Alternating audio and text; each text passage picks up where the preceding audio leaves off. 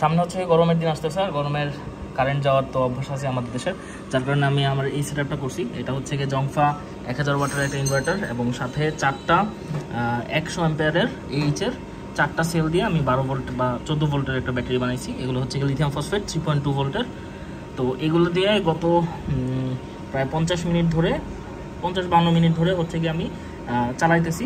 3টা ফ্যান এবং 3টা লাইট, 3টা ফুল সাইজের ফ্যান, 3টা 40 ওয়াটের লাইট এটাতে চলতেছে, এবং এখন পর্যন্ত ভোল্টেজ হচ্ছে গিয়ে 12.56।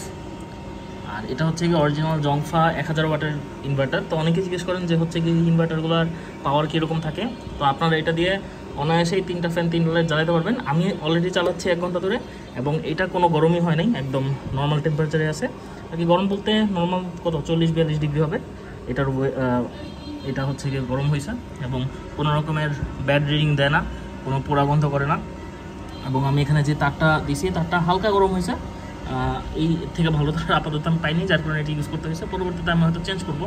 সো যারা বাসার মধ্যে হচ্ছে গিয়ে ছোটো সেটআপের জন্য আইপিএস সেটআপ করতে চান, তারা কিন্তু জংফার এই ইনভার্টারটা ট্রাই করতে পারেন। এবং এটার সাথে কিন্তু আপনারা হচ্ছে গিয়ে আইপিএস যে কী বলে সোলারের লাইনও দিতে পারবেন, সোলার লাইন দিয়েও চালাতে পারবেন। এবং এই ব্যাটারিটা সহ আমার এই প্রোডাক্টটায় প্রায় 7 থেকে 8 হাজার টাকা খরচ হয়েছে এই পুরো বিলটা করতে, এই ব্যাটারি এবং এই জংফা ইনভার্টার সহ।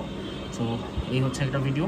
যদি কারো এই টাইপের আরও প্রশ্ন থাকে তাহলে কমেন্টে জানাতে পারেন। আমি আশা করি আপনাদেরকে একটা ভালো অ্যান্সার দিতে পারবো যে কীভাবে আপনারা কম দামে একটা 3টা ফ্যান 3টা লাইটের আইপিএস বানাতে পারবেন।